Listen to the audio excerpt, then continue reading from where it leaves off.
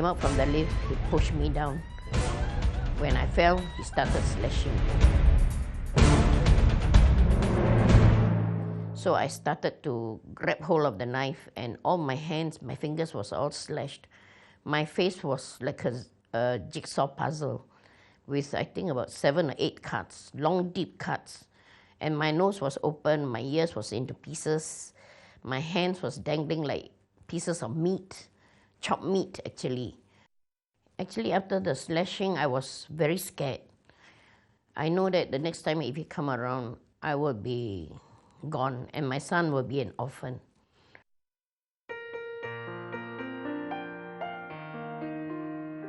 Okay, as social workers, we had been working with family violence for a very long time. But in 1995, what happened was the government decided to pilot a project to create access for victims of family violence, easy access for victims of family violence to social service, to social services via the police. Because people often went to the police and then it stopped there.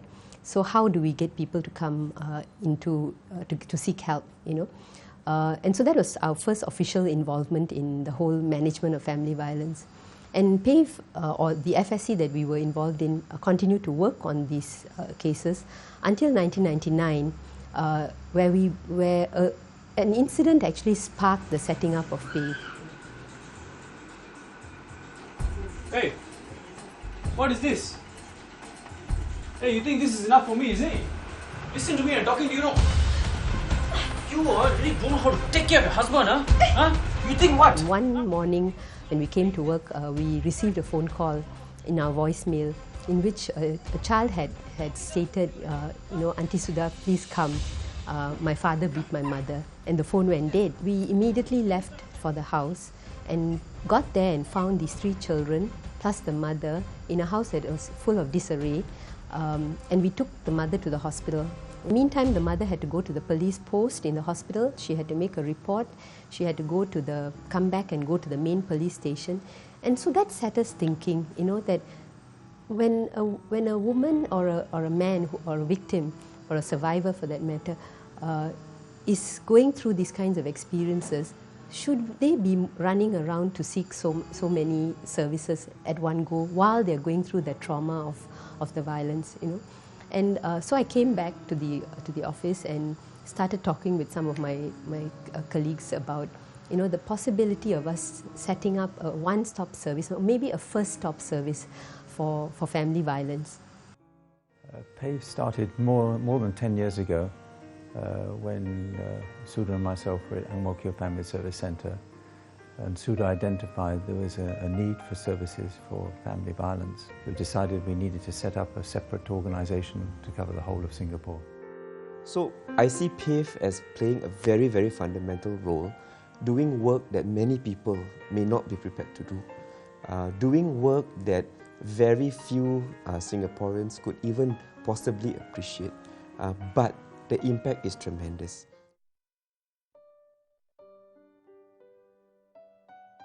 I say, but you see, I've been going around all Singapore to get help, but to me, help is no way.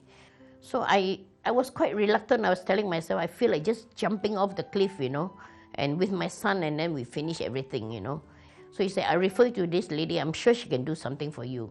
Miss Naya came out, and she greeted me with a big smile. I tell you, my whole burden of despair came to life. He said, you tell me what happened, I will try my best to help you. He said, but you must feel free to tell me everything, then I can really help you. You must be open.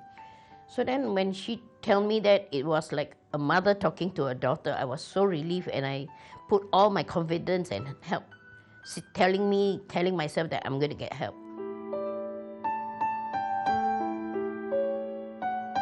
As social workers, we began to think about how can we bring community justice into the community, literally, And so we actually approached the family court and asked, is there some way that we could work with them, right? And Mr. Magnus was wonderful. He was very magnanimous.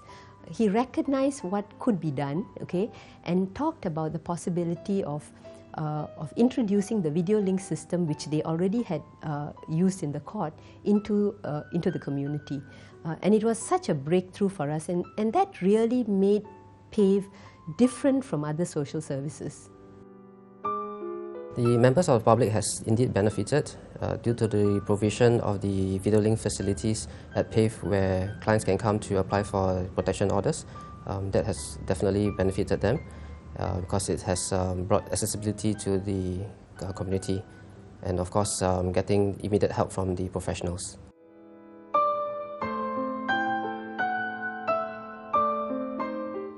Instead of realizing how far I've slipped, I actually became even more adamant in my ways, wanting to be more aggressive. And I couldn't see the fact that I was becoming the one thing that I hated. I was becoming just like my father, having grown up in a home where violence is a daily affair. I see my mom getting beaten up, and then, for us, it's like survival every day. You get whacked every day, And I told myself growing up, that's the one thing I don't want to be. And yet, here in this situation, I was becoming exactly that which I didn't want to be. And the very first time I came here, it was very reluctant. And when I walked in, I sat down in this very room with so many other men, And when they started to speak, each one, I'm in the same boat as these guys are. I saw myself for what I'd become. And these men, they were good men, Like me, they have had hard times, and they have slipped into the same situation as I have. And when you see strong men admitting their mistakes and trying to do something about it, it puts you in a position where, something, if they can do it, I think I better own up and start doing something about this myself.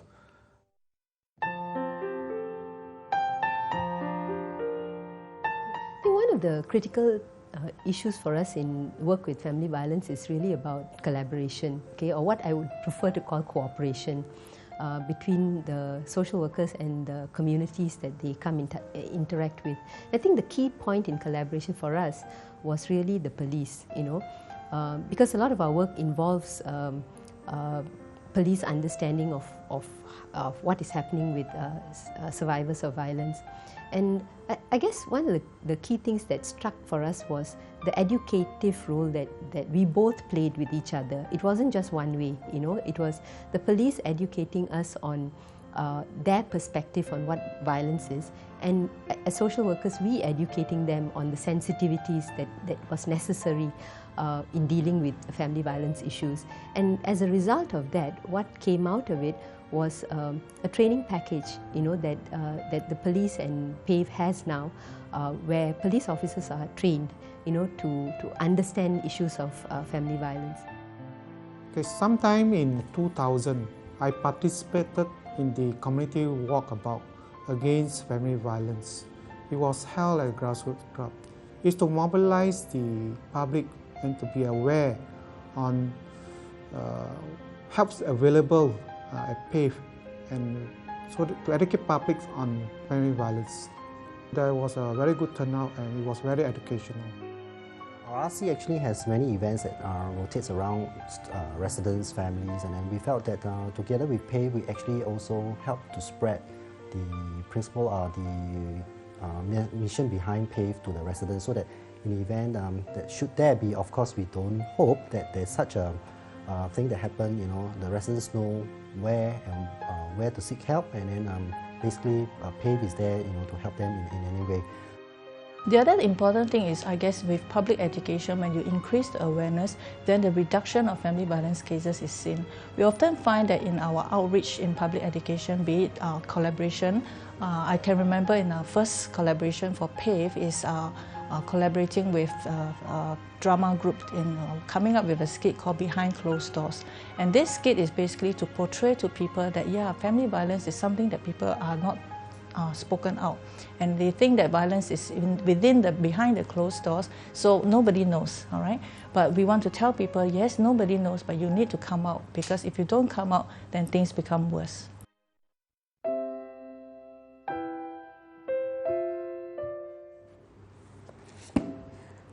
This is the practice guide on family violence mandatory counselling program.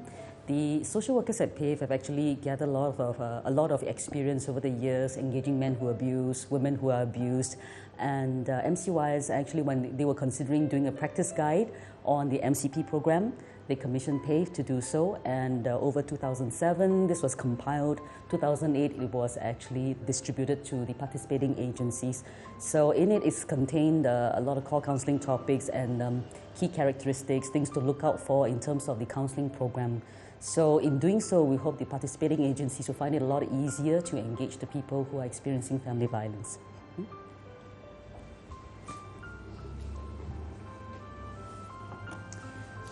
You know, one of the things that we are very happy about is that over the 10 years of Pave service, we have had a lot of good experience engaging men who abuse.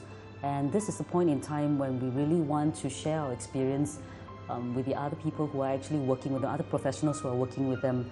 In thinking about our work, we thought maybe it might be a good idea to write a book, and this is the result, Engaging Men Who Abuse. This is the first book that we've compiled for Pave, and we hope readers of the book will find in it inspiration, new ways to connect with men who abuse, and that through this, more men will benefit from the counselling process. And since the beginning of Pave, we have seen from 190 over people to now close to 1,000 people, last year. So which means that Pave is actually meeting a need. Besides casework, we also provide group work for women, men, and children who are affected by family violence. This is a safe platform for them to actually share their pain, their struggles, and support each other to find the strength to break free from violence. This is also where we witness the courage and commitment of men who are willing to change. So this further reaffirms our belief that change is possible. Domestic violence is not something that everybody wants to experience. Sometimes it just happens, but even after it has happened, the point is it does not need to happen again. And we need to try to provide a safe environment for those who have been experiencing domestic violence to come quickly, seek help. I always say seeking help is not an end or is not a failure to cope. It actually is a means of coping. If both parties respect each other, then this whole notion about violence won't appear, because people can actually live and appreciate one another, appreciate each other for the strength that each other has and how that strength actually bring them together. And with that mutual respect, I'm sure we can actually strengthen a lot more relationship. And hopefully with that, this whole notion of violence will slowly dissipate and we do not see violence anymore. We actually see respectful relationships. Pave was one of the key agencies that came forward to work in close collaboration with MCYS in managing this very complex area of family violence work. On behalf of MCYS, I would like to thank Pave for the many years of collaboration and close partnership with the ministry in family violence management work. We are very grateful to the social workers at Pave for their commitment and professionalism in helping us in this very complex area of work of treating victims and also helping perpetrators. We look forward to many more good years of collaboration. We need organizations like Pave even more, and for the dedicated staff that has been helping out, I am very grateful to them for showing us the path. When I came to Pave after that, I feel that my life is still far ahead and I have got many, many happy days more ahead of me. So I leave every fear behind and I move on. So even with my ex-husband going around hunting for me, my fear is not that, you see him, you're scared. Even I see him at a distance, my fear is not there. I always tell myself, Pave is behind me.